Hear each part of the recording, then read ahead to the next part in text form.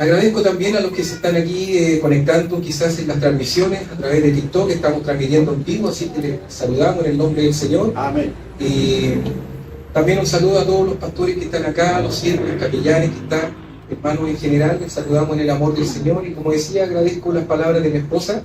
Y antes de continuar me gustaría que orásemos al Señor. Amén. Para que Dios pueda guiar esta conferencia. Amén.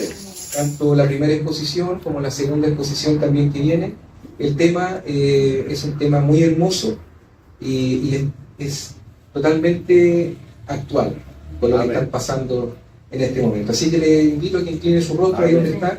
Vamos a orar al Señor. Bendito es tu nombre, Padre Jesús. que estás en los cielos, venimos ante ti, Señor, para primeramente reconocer, Señor, que todo lo que tenemos, lo que poseemos, Señor, y lo que sabemos, Padre Celestial, proviene de ti, Señor. Por lo tanto, te damos toda gloria, toda honra, Señor. Pedimos por esta conferencia, Señor, y lo que aquí vamos a conversar, lo que aquí vamos a exponer, que sea tu mano, Señor, y tu Espíritu Santo dirigiendo las palabras, Señor, de ambos expositores, Padre Celestial. Te pedimos también que tu Espíritu Santo, Señor, sea abriendo nuestro entendimiento, Señor, para que podamos tener una correcta comprensión, Señor, de lo que vamos a compartir el día de hoy, Señor. En el nombre de Jesús, amén. Gloria a nuestro Señor. Bien, nuestro propósito el día de hoy, la primera exposición, el propósito que tiene es comprender la historia, pero como una expresión del plan eterno de Dios. Si bien es cierto, me voy a remitir más a temas históricos, geográficos, y no voy a entrar tanto en teología ni tampoco en doctrina. Aún así, el propósito es que podamos mirar esta historia, mirar esto con los ojos de la fe. Todos nosotros vivimos por fe, ¿cierto? ¿Cuántos han creído en Jesús por fe? Amén. ¿Alguien lo vio alguna vez? No. Todo ha sido por fe, ¿cierto? Amén. Pero nuestra fe no es una fe ciega, es una fe que está basada en hechos reales. Por eso que hoy día venimos a esta primera exposición, tiene como finalidad poder exponer hechos reales y exponer situaciones reales para que nosotros podamos también tener una fe un poco más sólida. Amén. Amén. Como decía al principio de esta primera exposición, mi segundo propósito es solamente sentar las bases para este viaje al pasado que vamos a hacer, y después nuestro profesor de UNITER, Rodolfo Torres, nos va ya a explayar mucho más. Dos preguntas, hermanos. En razón del tiempo estoy acelerando un poquitito, pero en razón del tiempo. Dos preguntas. ¿Puede una tierra tan pequeñita como la tierra prometida generar un problema tan grande? ¿Qué piensan ustedes? ¿Puede una porción de tierra generar este problema, este conflicto tan grande? Y la segunda, ¿puede un conflicto actual tener raíces tantos miles de años atrás? ¿Podrá ser así? Bien.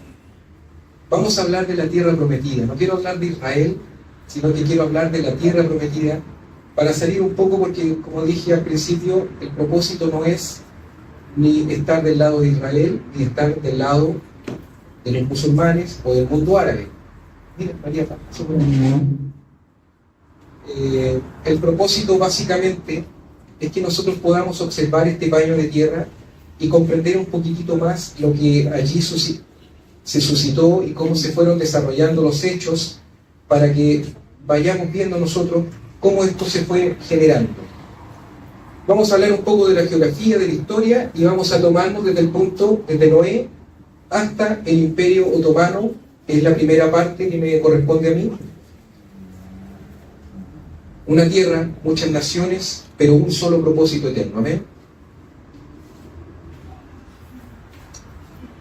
Tres dimensiones quiero abarcar en esta primera exposición: la geografía física, la historia de los pueblos y el propósito eterno de Dios. Como dije, no voy a entrar en temas doctrinales, porque sé que algunos adhieren a teologías dispensacionales, otros a teologías del pacto, y no es mi propósito hablar tampoco de los aspectos escatológicos, proféticos de la tierra de Israel, sino que mi propósito es que podamos observar realmente los cimientos de cómo se generaron estas cosas. Por eso vamos a entrar rápidamente a hablar sobre la geografía de la tierra prometida. Cuando hablamos de la geografía de la tierra prometida, lo primero que tenemos que decir es que es una tierra de encrucijadas. ¿Y por qué lo digo así? Estamos hablando de los tiempos de Noé, ¿cierto? Estamos hablando muy para atrás, antes de Cristo, 3000, 2000 años para atrás. Y esta tierra era gravitante porque por un lado estaba en el continente africano, el imperio egipcio, y por el otro lado estaban los imperios que fueron surgiendo, los asirios, los sumerios, los acadios, el imperio de los caldeos, después los babilónicos, muchos imperios que se fueron levantando, pero en esta tierra, en esta porción de tierra, tenían que transitar por ahí para hacer sus intercambios tanto culturales como adelantos tecnológicos, como económicos. Para poder comerciar tenían que pasar por esta tierra. Por lo tanto, era una tierra de encrucijadas. Cuando había guerra entre ambos bandos, tenían que pasar por ahí. Entonces, esto es un puente natural. Esta tierra es un puente natural entre los continentes asiáticos, Mesopotamia, Persia, Siria, África, que es Egipto, y el continente europeo. Génesis capítulo 15, verso 18, nos da esta visión. Todo lo que está con celestito es la tierra prometida. Si lo buscan por ahí en sus celulares, o si trajeron Biblias, Génesis capítulo 15 habla de que la tierra que Dios le está prometiendo va desde el río Nilo hasta el río Éufrates. Ahí están las dos, se me olvidó traer el puntero, pero acá estaría el río Nilo y al otro extremo estaría el río Éufrates. Entonces toda esta porción de tierra es lo que estamos nosotros hablando. Hacia la parte superior de la pantalla estarían los imperios que se fueron formando, los sumerios, los acadios, los babilónicos, y acá abajo el imperio egipcio que se mantuvo por muchas décadas y dinastías. Vamos a hablar un poco de los aspectos topográficos. Es una tierra muy parecida a Chile, porque tiene montañas, tiene valles, tiene bordes costeros fértiles, muy parecida a lo que es Chile. Tenemos por un lado las fértiles llanuras costeras en la tierra prometida, tenemos las montañas de Judea, tenemos también los valles del Jordán, también tenemos el área de Negev, es como el desierto de Atacama, ¿cierto? Pero más parecido al Gran Cañón, porque tiene deformación, hay ríos también que pasan por ahí. Y tenemos las alturas del Golán, una meseta grande. Aquí hay algunas imágenes, esas son las alturas del Golán. Hacia el fondo, al horizonte, se puede ver ahí los valles del Jordán. Aquí está el árido del Negev. Ahí están los valles del Jordán. ¿Cuántas cosas se pueden hacer ahí, o no? Y aquí están las montañas de Judea. Hermanos, pueden tener una, quizá voy muy rápido, pero pueden ver que geográficamente es una tierra muy atractiva. Por eso cuando Josué envía a los emisarios, ellos vuelven y dicen, es una tierra que fluye leche y miel, es perfecta, tiene todo lo que necesitamos, aquí nos vamos a hacer ricos, le pegamos el palo al gato. El único problema es que está poblada, tiene ciudades amuralladas, hay ejércitos, es difícil, pero es todo lo que soñamos, y mucho más. Entonces, esta región va a ser muy codiciada. Quiero que observemos un poco más allá de lo bíblico, un poco más allá. Si yo le dijera qué porción de la tierra quiere usted para poder hacer usufructo de ella, ¿le gustaría estas tierras? Con montañas, con valles, con ríos, con borde costero. Sería una buena inversión, ¿cierto? Bueno, esto es parte de los conflictos que se van a generar en esta tierra, porque es codiciada, porque es una buena tierra. Y si yo le dijera, oiga, le vendo, o la parte que le va a tocar a usted es el desierto, ¿quién la querría? No es un buen negocio. Entonces, los pueblos que estaban en los desiertos, ¿a dónde querían transitar? ¿Sobre qué lugar querían dominar? La tierra prometida. Entonces, vamos a ir avanzando. Aspectos políticos. Ya mencionaba un poco, ¿cierto? Es codiciada por todos los imperios circundantes que se van a ir formando en estos tiempos. Los egipcios, los hititas, los asirios, los babilonios, los persas, los griegos, los romanos, los musulmanes y los turcos. Un paréntesis, en el cuadro que les mostré anteriormente, acá, en la parte de arriba, se dan cuenta ustedes, hacia el lado del río Éufrates, van a surgir muchos imperios. Hititas, asirios, babilonios, persas. Pero para el otro lado, para el lado del río Nilo, solamente el egipcio, que se va a mantener por mucho tiempo. Y va a hacer guerra y va a tener confrontación, pero también va a tener intercambio cultural y económico con los imperios que se van formando en la Mesopotamia. Después, en una etapa mucho más adelante, surgen los musulmanes, ¿no es cierto?, y el Imperio Otomano, que es donde vamos a terminar esta exposición, que son los turcos. Es una posición estratégica, como les mencionaba hace poco, hace unos segundos, es una tierra donde necesariamente tenían que pasar para hacer intercambio cultural, no había otra forma de poder hacer intercambio, y esta tierra tenía esta posición estratégica, y por eso Dios creo que la promete a Abraham, porque es una tierra que va a gravitar en ese mundo en aquellos años. Es una tierra que va a tener mucha influencia. Todos tenían que pasar por ahí. Por eso viene la cultura de los judíos, de las piedras de testimonio. Dios les dice que levanten piedras de testimonio. ¿Y por qué? Porque cuando pasaran por ahí tanto egipcios como los otros imperios del lado del río Éufrates, para hacer intercambio, iban a decir: ¿y esta piedra gigante qué hace acá? Acá Dios hizo esto, esto y esto.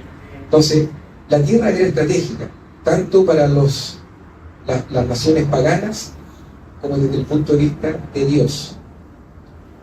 Acá tenemos un poco las rutas comerciales. Lo que está en rojo sería la tierra prometida, y todas estas flechitas son las rutas comerciales, y si se dan cuenta, todos tenían que pasar por ahí.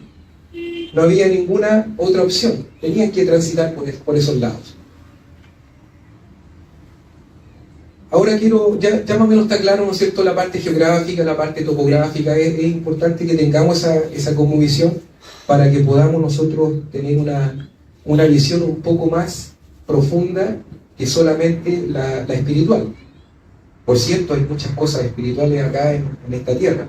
Podríamos decir tantas cosas sobre lo profético, lo escatológico, pero nos vamos a remitir solamente a estos tres aspectos básicos. Y quiero hablarles un poquitito de quiénes habitaban estas tierras. Ya estamos a la altura más o menos en el periodo de tiempo, 2300, 2150 años antes de Cristo. Hablamos del imperio acadio. Esto es después del diluvio. ¿Por qué tomé después del diluvio? Porque no había nadie en la tierra, ¿cierto? El Señor inundó la tierra y no quedó nadie vivo, solamente los que descendieron del arca de Noé. Entonces, cuando ellos desciendan del arca de Noé, adivine quién pobló la tierra prometida. Que para ese entonces todavía no era la tierra prometida. Cuando Noé desciende del arca con sus hijos, su familia, aún no era la tierra prometida de Dios. Eso va a pasar más adelante. Entonces, cuando ellos descienden, se empiezan a establecer ahí los cananeos, los jebuseos, los amorreos, los girgeseos y otros pueblos que aparecen ahí en Génesis capítulo 10, la tabla de las naciones, o los descendientes de Noé. En algunas versiones dice las tablas de las naciones, pero generalmente en Reina Valera dice los descendientes de Noé. El que se estableció, un paréntesis también más doctrinal, el que se estableció ahí en la tierra prometida, en esa zona, fue el hijo de Noé, Cam. ¿Cuántos ubican quién fue Cam? Cam fue el hijo que vio la desnudez de su padre. Y Noé lo maldijo. Y maldijo también a su hijo, a Canaán. ¿Y dónde se establecen ellos? En la porción de tierra que estamos nosotros estableciendo. Entonces tenemos en esa porción de tierra, tenemos a Cam con Canaán estableciéndose, formando ciudades, formando pueblos, haciendo una cultura, pero una cultura pagana, una cultura sumida en el pecado. Y esta es una de las razones, creo yo, por las cuales Dios llama a Abraham. Pero ya es un tema más doctrinal, es un tema más profético.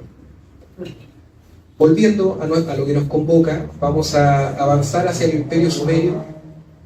Vamos a hablar un poco de Abraham, de Ur, de Harán. ¿Quiénes saben quién era Harán? ¿Alguien sabe quién era Harán?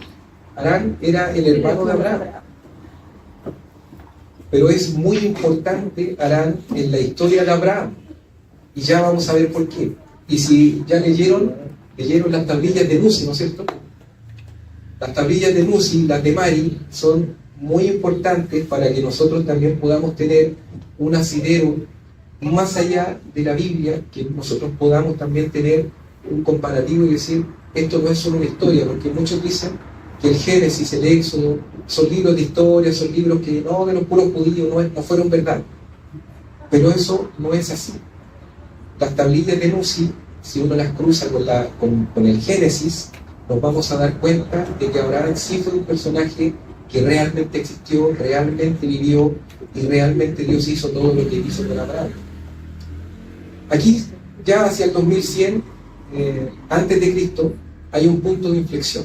Hasta el momento tenemos nosotros que la tierra, después de que Noé desciende con sus hijos, tenemos que la tierra está vacía. Cam y su descendencia se establecen en la tierra prometida, comienzan ellos a desarrollar su cultura, adelantos tecnológicos, ¿no es cierto? Y llegamos por ahí, por el 2100, antes de Cristo, cuando Dios llama a Abraham. Y lo llama no de un peladero, ¿no es cierto? No de un desierto, lo llama de la ciudad de Ur de los Caldeos.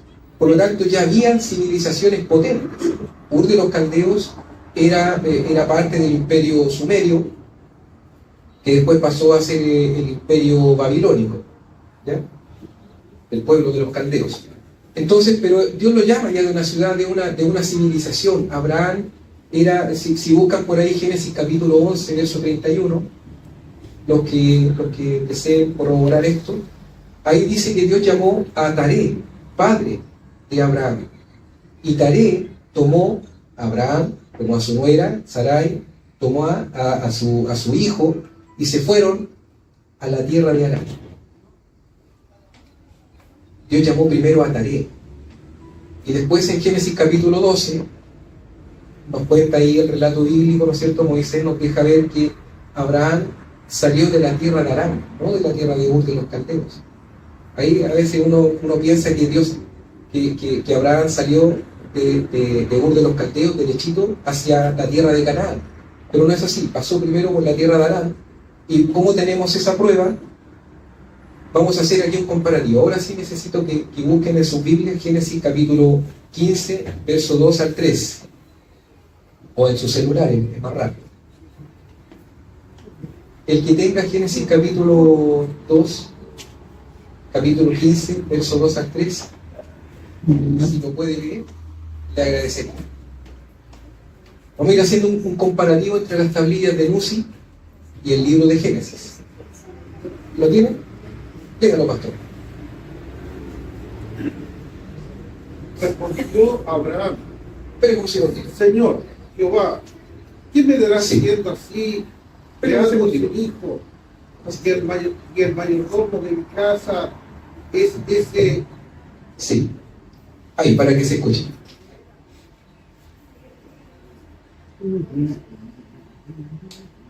Sí.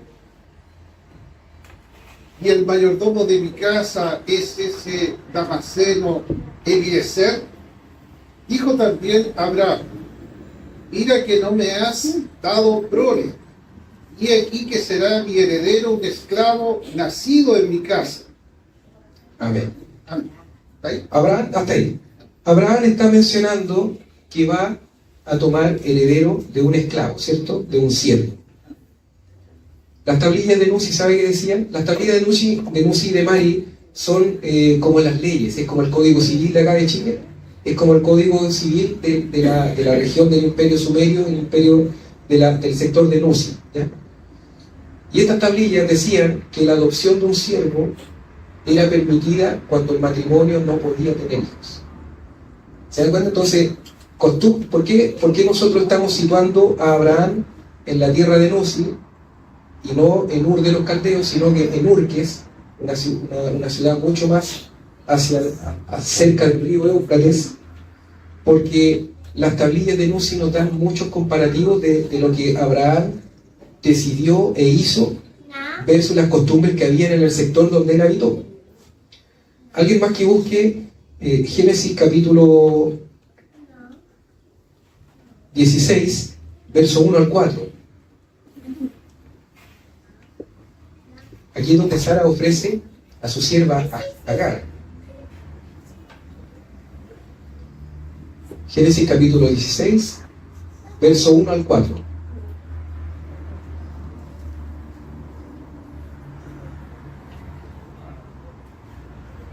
Amén. Sarai, mujer de Abraham, no le daba hijos, y ella tenía una sierva egipcia, que se llamaba Agar. Dijo entonces Sarai a Abraham: ya ves que Jehová me ha hecho estéril. Te ruego pues que te llegues a mi sierva, quizás tendré hijos de ella. Y atendió Abraham al ruego de Sarai, y Sarai, mujer de Abraham, tomó a Agar, su sierva egipcia, al cabo de 10 años que había habitado Abraham en la tierra de Canaán, y la dio por mujer a Abraham, su marido. Y él se llegó a Agar, la cual concibió, y cuando vio que había concebido, miraba con desprecio a su señora. Amén. ¿Se dan cuenta entonces qué hizo Abraham y qué hizo Sarai? Le ofreció, le dio una solución, ¿cierto? Ante la problemática, no podemos tener hijos, estamos viejitos, ya tenían sobre los 80 años, ¿y qué vamos a hacer? No veo dónde está el milagro. Entonces ellos tomaron una decisión, pero esta decisión no es que se les ocurrió, es que era parte de las costumbres también que tenían por la zona en donde ellos se ubicaban, y esto estaba en este código, como les digo, las tablillas de Nuzi, y estas tablillas decían que las esposas estériles podían entregar a sus esclavas a sus esposos para procrear legalmente. Génesis 31, verso 19 al 35. Aquí es donde Raquel toma ídolos de su padre Labán. Muchas veces yo sé que esto se interpreta como que ella no era una hija del Señor y estaba más pendiente de las cosas del mundo que de las cosas de Dios, ¿cierto? Pero esto no era tan así, era una costumbre. ¿Quién tiene por ahí Génesis 19, 35? Génesis capítulo 31, del verso 19 al 35. ¿Pastor Rodolfo? Amén. Génesis 19, del 31. Génesis 31, del 19 al 35. No tengo. No. A la guarda. Tengo Génesis 19. Génesis 31, del 19 al 35. Amén, yo lo voy a leer. Amén. Allá nuestro hermano Marcos. 19 a 31. Sí, 31 del verso 19 al 35. Amén. Pero Labán había ido a trasquilar sus ovejas, y Raquel hurtó los ídolos de su padre. Y Jacob engañó a Labán arameo, no haciéndole saber que se iba. Huyó pues con todo lo que tenía, y se levantó y pasó el Éufrates, y se dirigió al monte Galaad. Y al tercer día fue dicho a Labán que Jacob había huido. Entonces Labán tomó a sus parientes consigo, y fue tras Jacob camino de 7 días, y le alcanzó en el monte de Galaad. Y vino Dios a Labán arameo en sueños aquella noche, y le dijo: guárdate que no hables a Jacob descomedidamente. Alcanzó pues Labán a Jacob, y éste había fijado su tienda en el monte. Y Labán acampó con sus parientes en el monte de Galaad. Y dijo Labán a Jacob: ¿qué has hecho? Que me engañaste, y has traído a mis hijas como prisioneras de guerra. ¿Por qué te escondiste para huir y me engañaste? Y no me lo hiciste saber para que yo te despidiera con alegría y con cantares, con tamborín y arpa. Pues ni aún me dejaste besar a mis hijos y mis hijas. Ahora, locamente has hecho. Poder hay en mi mano para haceros mal. Mas el Dios de tu padre me habló anoche diciendo: guárdate que no hables a Jacob descomedidamente, y ya que te ibas, porque tenías deseo de la casa de tu padre, ¿por qué me hurtaste mis dioses?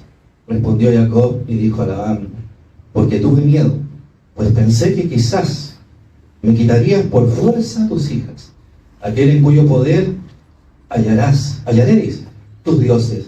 No viva delante de nuestros hermanos, reconoce lo que yo tenga tuyo y llévatelo. Jacob no sabía que Raquel los había hurtado. Entró Labán en la tienda de Jacob, en la tienda de Lea y en la tienda de las dos siervas, y no los halló. Y salió de la tienda de Lea y entró a la tienda de Raquel. Pero tomó Raquel los ídolos y los puso en una albarda de un camello, y se sentó sobre ellos, y buscó Labán en toda la tienda, y no los halló.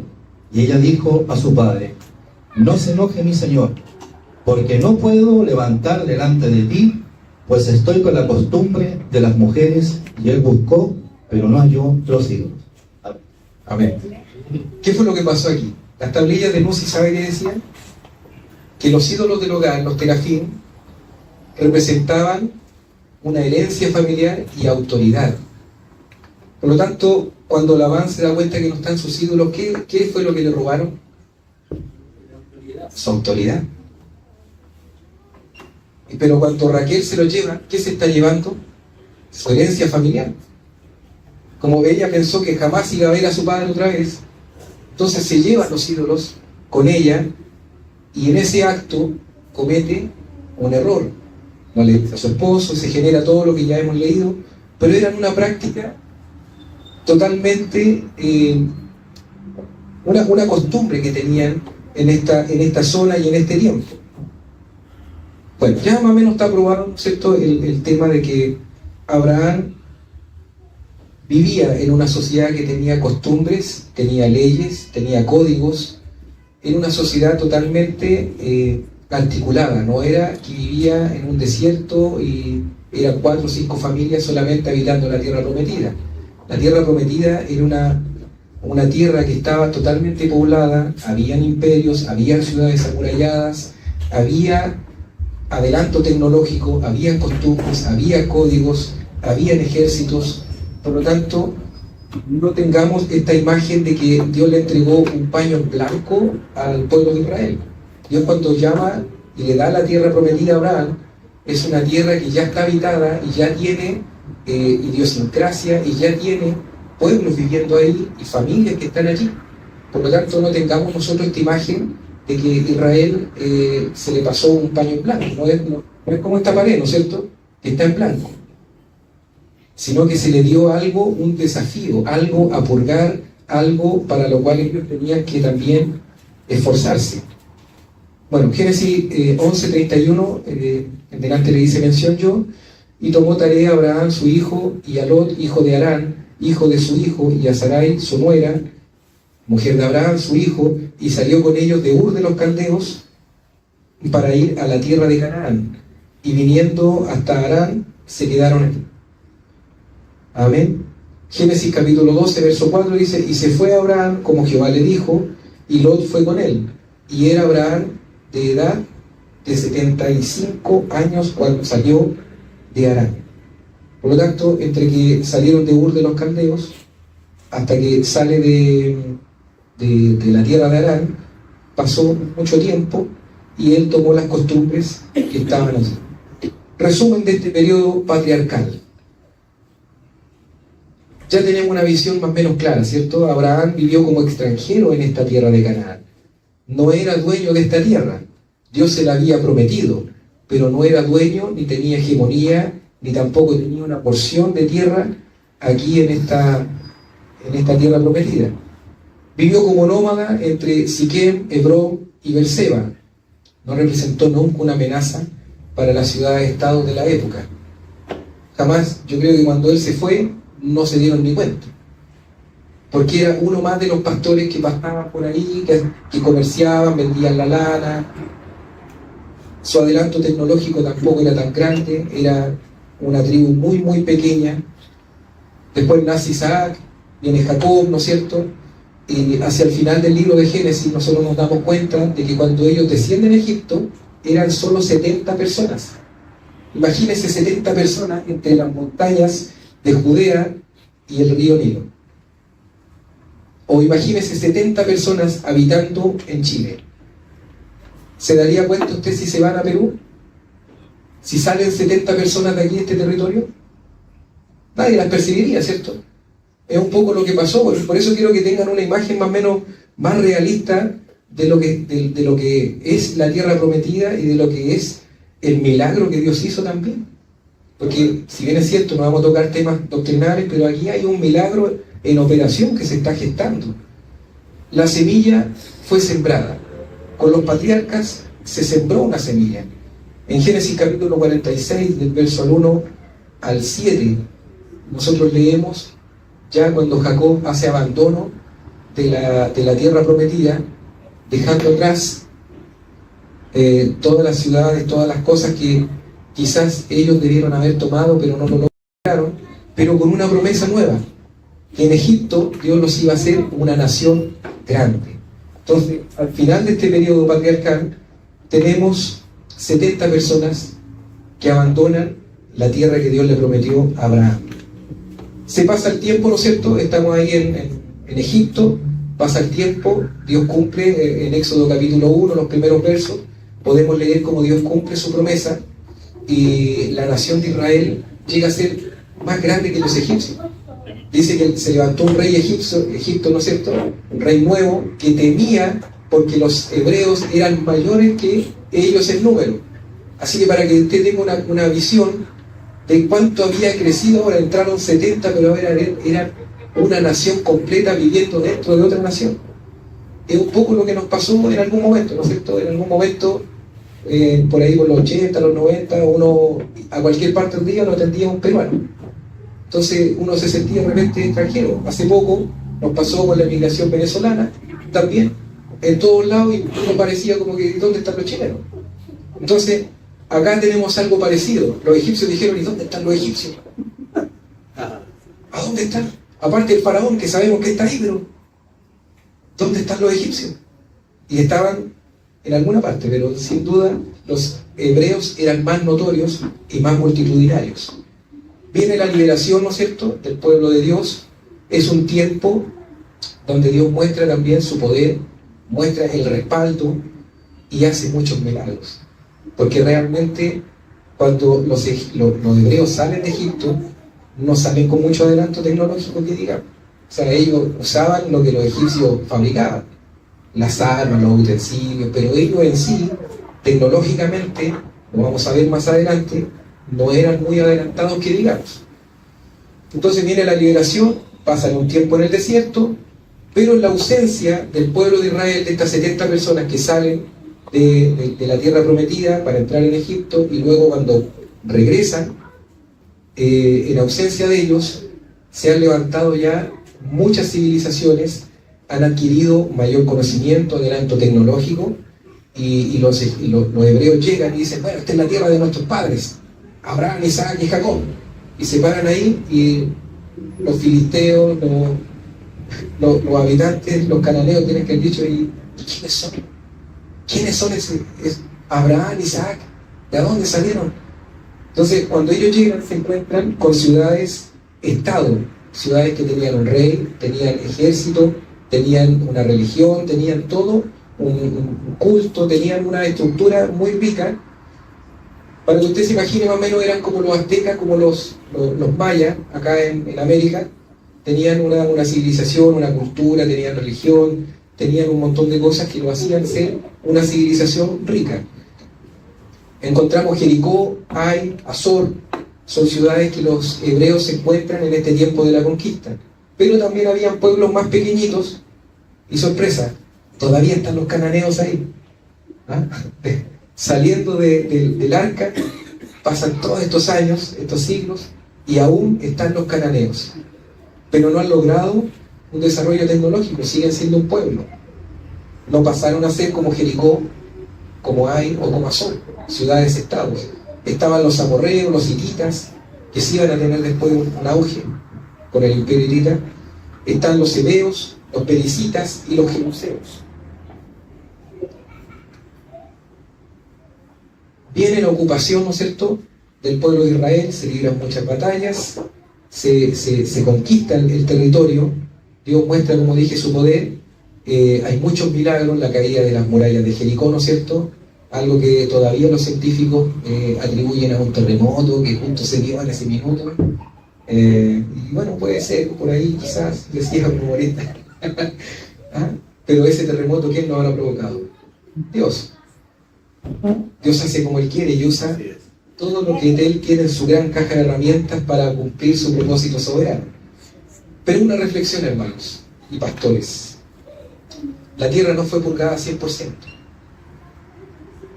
No, el pueblo de Israel no sacó a todos los habitantes paganos que estaban en ese tiempo allí.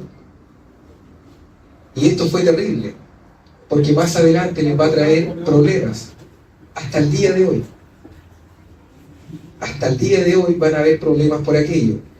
Entonces, tenemos que, ¿se acuerdan de ese mapita que les mostré? Ese celestito. Toda esa tierra ahora le pertenece al pueblo de Israel. Han conquistado todas las ciudades-estado, todos los pueblos, pero no los expulsaron a todos, sino que dijeron, oye, nosotros sabemos hacer utensilios de barro solamente, pero los filisteos saben trabajar el hierro. Y si los dejamos y trabajan para nosotros, así como nosotros trabajamos para los egipcios, ahora los filisteos que trabajen para nosotros. Se le ocurrieron grandes ideas y empezaron a mezclarse. Ahí tenemos historias como la de Sansón, ¿no es cierto? De cosas que vamos a tocar más adelante. Entonces tenemos que la tierra no fue purgada 100%, la tierra fue entregada por una promesa, pero debía ser poseída por obediencia. Así llegamos al periodo de los jueces, 1380 años antes de Cristo, hasta el 1050 antes de Cristo. Estas son fechas aproximadas, no son exactas.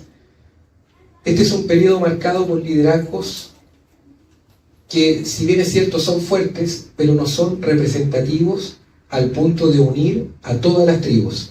Ya se ha conquistado el territorio, se repartieron, ¿no es cierto?, en los altos del Golán quedó Manasés, en las montañas quedó Judá, y así se fueron repartiendo la tierra que Dios les había entregado, pero cada uno tenía su propia organización y tenían cuando tenían el periodo se sentían atacados, agarraban los palos, ¿no es cierto?, porque no tenían desarrollo todavía de la metalurgia. Entonces agarraban los palitos y se defendían con palos, con piedras, pero los mismos que después estaban sembrando trigo, cebada, uvas, higos, aceitunas, granadas. Este era el desarrollo que tenían. A esto se dedicaban las tribus de Israel en este tiempo de los jueces. Y miren lo que fabricaban acá, ahí en el tercer puntito, dice, fabricaban tejidos, utensilios de barro, hermanos, platitos de barro, ¿no es cierto?, cositas de barro, y herramientas de madera y de cuero. Ese era el gran adelanto de la nación de Israel. Entonces estamos hablando de una etapa muy rudimentaria de ellos, frente a otras civilizaciones como los filisteos que manejaban la metalurgia. Por lo tanto tenían armaduras, tenían espadas, tenían utensilios de fierro, todo. Era otra, realmente era David y Goliat. Bueno, hacia el 1200, 1100 antes de Cristo también viene un tiempo de los jueces más prominentes como Débora, Gedeón, Jefté y Sansón, que todos nosotros supongo que conocemos, y para no andar en ese tema. Entonces, el periodo de los jueces fue marcado por conflictos internos y con las culturas cananeas que todavía estaban allí, ya que el territorio no había sido purgado 100%. Vienen ataques externos y viene el periodo de la coronación.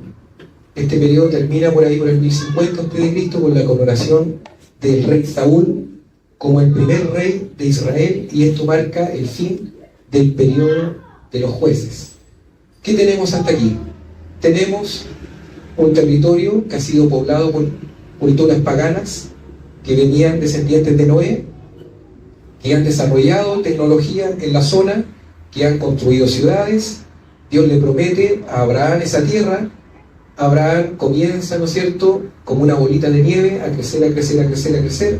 Se van a Egipto, vuelven de Egipto, toman el territorio, pero no lo desocupan 100%, pero ya hay una presencia, una hegemonía de la nación de Israel ahí en la tierra prometida. Y así llegamos al periodo monárquico, con la coronación del primer rey, como dije, de Israel, el rey Saúl. Las 12 tribus ahora están unidas bajo un mismo liderazgo. Y con este liderazgo comienza otra vez la purga del territorio y comienzan la guerra, ¿no es cierto? ¿Y contra quién hacen guerra? Contra los filisteos. ¿Sabe dónde vivían los filisteos? Hoy día los podemos encontrar todavía. Ya lo vamos a ver hacia el final de este periodo, de esta exposición. Pero los filisteos van a ser esa piedra en el zapato, esa pulga en la oreja de la nación de Israel y los cananeos. Entonces comienza de nuevo este periodo de guerras. Ahora el pueblo de Israel maneja también la metalurgia, han crecido en tecnología y pueden hacerle frente a la nación de los filisteos y se enfrascan ahí en batallas, en peleas. Dicen por ahí el dicho que Saúl le ganó a 1000 y David a sus 10.000. Entonces, o a los 20.000, no sé, no soy bueno para los números. Alguien que me sople la cifra, dijo el presidente.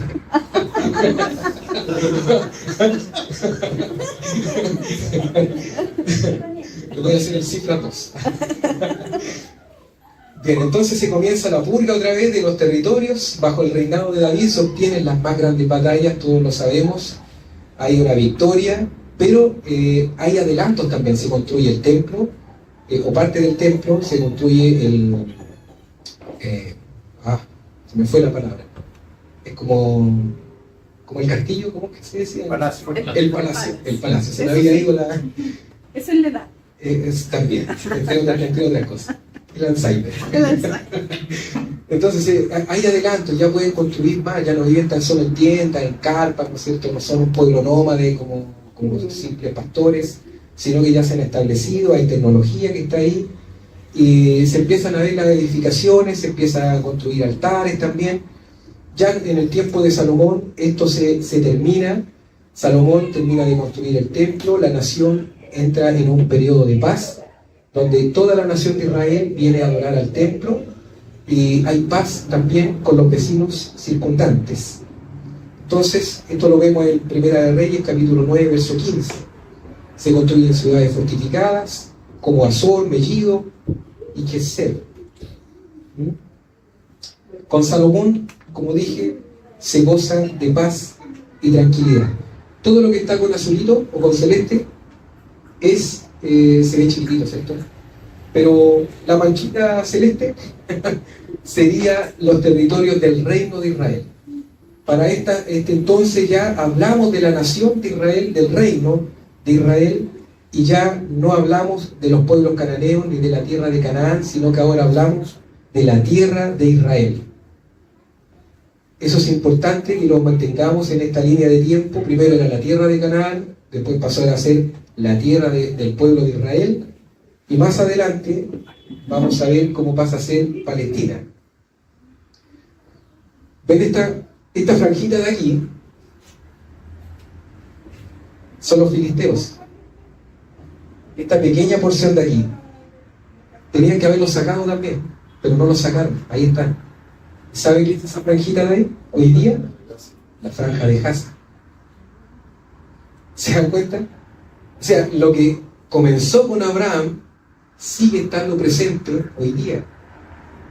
¿Por qué el pueblo de Israel no lo hizo con Abraham, no lo hizo en el tiempo de la conquista, ni tampoco en el tiempo del reinado, de sacar a los filisteos, culturas paganas, y purgar toda esa tierra y santificarla?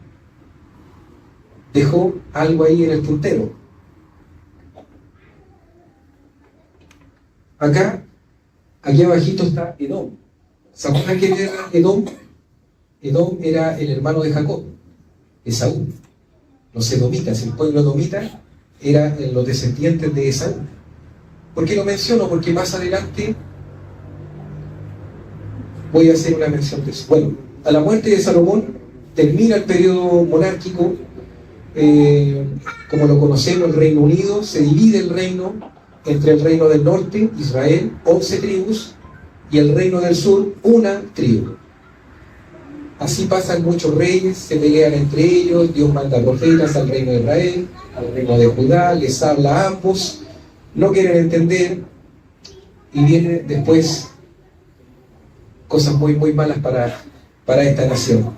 Pero entre comillas, y solamente lo voy a mencionar, hoy día lo que vemos como Israel no es el reino de Israel, las 12 tribus, porque las 11 jamás han vuelto. Solo volvió una, y lo vamos a ver ahora más adelante. Terminamos el periodo monárquico, entramos en las invasiones imperiales. Esta tierra que es codiciada, ya sabemos por qué, ¿no es cierto? Por las montañas, por los valles, por los frondosos, los territorios son muy fértiles. El desierto también es muy atractivo porque no es un desierto tan árido, es un desierto donde pasa un río también, tiene su gracia, se florece en algún momento también. En el tiempo de las invasiones viene la destrucción de Samaria, por ahí por el 722 a.C., los asirios hacen eso. Nabucodonosor después arrasa con Jerusalén y lleva a Judá al exilio. ¿Quién quedó en la tierra prometida? Nadie. Porque los asirios se llevaron al reino de Israel, 11 tribus, y luego vino los babilónicos con Nabucodonosor y se llevan a la tribu que quedaba, el reino del sur. Todos deportados. ¿Quién quedó ahí? Los filisteos. Eran los únicos que estaban ahí. Y algunos pueblos cananeos, que todavía estaban ahí, aun cuando estaba el reino de Israel. El imperio persa y el rey sirio deja que la tribu de Israel vuelva, el reino de Israel vuelva, regresa del exilio. Y eso es lo que nosotros conocemos como todas estas tribus o toda la presencia judía que ha habido en el territorio todos estos años. Todos estos años no ha estado la nación de Israel ahí. Por eso dije, no vamos a hablar de temas proféticos ni nada, pero eso cada uno lo investiga después. Pero hoy día quiero solamente hablar de la tierra. Entonces, como tierra, ¿quién vuelve? La tribu de Judá, el reino de Judá. No vuelven las 11 tribus de Israel. La tierra sigue siendo suya por derecho divino, ¿cierto? Hasta el día de hoy, toda esa tierra es por derecho divino de ellos. Amén. Pero ajena en el plano político. Avanzamos. ¿Cuánto le queda para el 2 horas. No, ya me quedan unas poquititas largas, como unos 10 minutos. Ya. Avanzamos al imperio griego, el imperio romano. Aquí estamos hablando unos añitos antes de Jesús y los tiempos de Jesús. Alejandro Magno incorpora toda esta región que nosotros vimos ahí en el mapita. Toda la tierra prometida es incorporada por Alejandro Magno a su imperio. En el siglo II hay un levantamiento de los macabeos, que eran judíos que estaban en Alejandría, que estaban en la tierra dentro del imperio griego, y ellos hacen un levantamiento y toman de nuevo posesión de la tierra prometida. Con esto, todos dijeron, ahora sí, volvemos nosotros a tener la autonomía, pero esto les duró muy poquitito, porque en el año 63 a.C., el general Pompeyo toma Jerusalén, y una vez más pierde la autonomía de Israel, que para este entonces ya era solo Judá, y queda bajo el imperio romano. Al quedar bajo el imperio romano, son los tiempos de Jesús, se pone ahí, por eso les mencioné a Edom, porque se pone ahí a Herodes el Grande, que era un edomita, un descendiente de Saúl. ¿Saben lo que significaba para los judíos que un edomita fuera rey de ellos? ¿Se puede imaginar eso usted? Tiene que haber sido tan terrible como para los hermanos peruanos que un chileno sea el presidente. Y eso pasó, ¿no es cierto?, en la guerra del Pacífico, pero hasta el día de hoy les duele que un chileno haya sido presidente de todo el Perú. Entonces, para un judío que un edomita sea el rey de ellos, y en este marco nace Jesús, bajo la dominación del Imperio Romano, con un rey que ellos consideran como hereje, que los gobierna, y por eso vienen estos movimientos, los celotes y otros movimientos más que eran parecidos al Frente Patriótico Manuel Rodríguez, para que lo tengan ustedes acá, a los lautaristas. Entonces, Pedro pertenecía a estos movimientos, por eso le sacó ahí. Y Pedro pensaba que Jesús era realmente este libertador. Avanzamos un poquitito. Entonces, después ya bajo el dominio del Imperio Romano, hay otra revuelta de los judíos, la rebelión de Bar Kokhba, en el siglo II después de Cristo, y aquí es donde aparece por primera vez la palabra Palestina. Hasta el momento era la tierra de Canaán, después la tierra prometida, la tierra de Israel, y ahora aparece este concepto, la tierra de Palestina. Era lo que nosotros conocíamos como la tierra prometida, ¿cierto? Pero los romanos, con el emperador Adriano, como un castigo para los... ¿Dónde quedó el otro micrófono? El que más te lo había dejado. Ah, pero era. Como un castigo para los judíos, Ahí.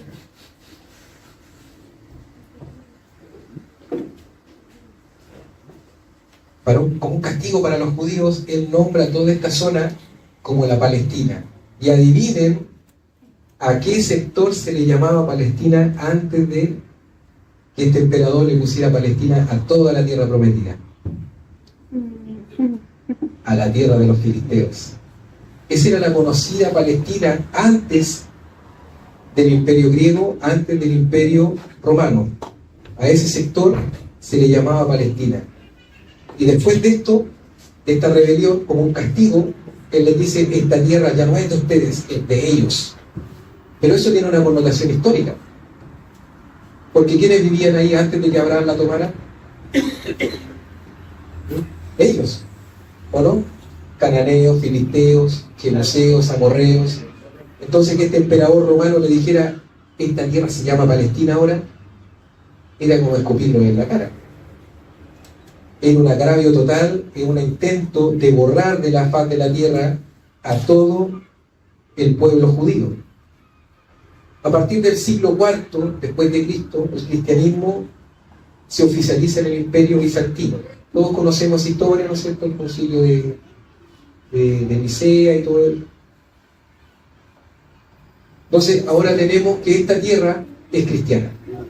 Sigue bajo el imperio romano, pero ahora la tierra es cristiana. Entonces, ya se puede predicar la palabra del Señor, ¿no es cierto? Los seguidores de Jesús tienen libertad.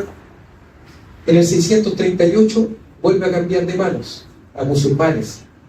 Los musulmanes toman Jerusalén. Se construye la cúpula de la roca sobre el monte donde estuvo el templo. Y aquí ya se empiezan a complicar mucho las cosas. Esto es conflicto antiguo, después vamos a ver el conflicto actual, el conflicto moderno. Entonces, el periodo bizancio y el islámico, la tierra va cambiando mucho de mano. Pasa por los cruzados europeos, por los mamelucos egipcios. A mi señora le da risa a los mamelucos egipcios, ¿se imaginan? Los egipcios con estos mamelucos. Pero no es así, eran soldados, ahí dice, eran soldados esclavos que llegaron a gobernar Egipto y Siria. De las dinastías islámicas, la fe cristiana, el judaísmo, el islamismo, todos compiten ahora por esta tierra. Amén. Así llegamos al Imperio Otomano.